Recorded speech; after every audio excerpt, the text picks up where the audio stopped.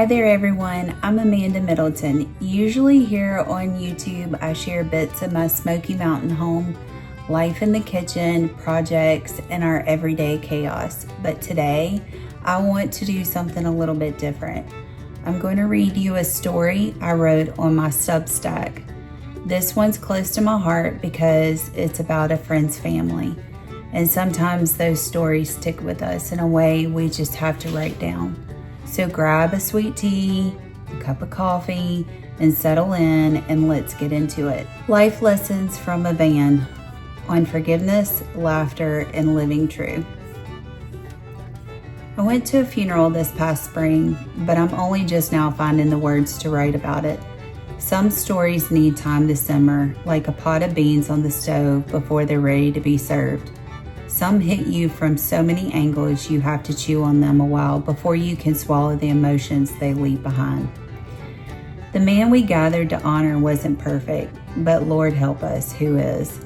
His relationships weren't always smooth. Some were strained, complicated, even hard to stomach at times. But here's the beauty. Forgiveness found its way in.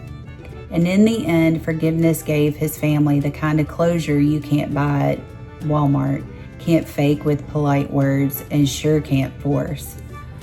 His funeral wasn't quiet or overly solemn. It was honest, plain and simple, just the way he wanted it. While I was attending and every time after, while thinking of him, I kept circling back to the word honest, because that's what he was.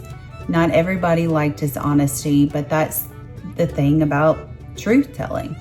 It doesn't need to be liked. It needs to be lived, and live it he did. There was laughter tucked between the tears, stories swapped like casserole recipes at a church potluck, and hugs so strong they near about knocked the wind out of you. Time had softened some of the rough edges, and what was left was love. Not loud, not flashy, but steady and true. He'd asked that when the day came, folks wouldn't sit in stiff silence, but gather, laugh, and remember the good. And that's exactly what happened. They laughed, they remembered, and yes, they forgave. That day reminded me forgiveness doesn't rewrite the past, but it sure does change how the story ends. It softens the sting, fills in the cracks, and lets you leave the table with gratitude instead of bitterness. Forgiveness gave us all room to celebrate him as he was, a man who loved in his own way, marched to the beat of his own drum, and taught us, even in goodbye, the best thing you can do is be yourself. He lived in the moment, not for the approval of others. If you stood back and looked at his life, you know one thing was for sure, he had a good one. Not perfect, but full of living, laughing, and not giving a hoot what the neighbors thought. He lived unapologetically the best way he knew how. Talking about this man is really talking about all of us. He is every man, every woman, every one of us trying to stumble our way through life the best way we know how. None of us gets it perfect. We all mess up, we all need grace, and we all hope to be forgiven.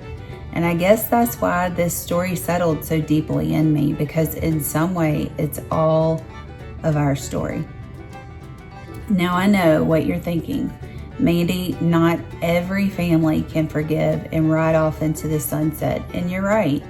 But here's the thing, forgiveness isn't for them, it's for you. It takes the bite out of bitterness and lets you move forward however that might look.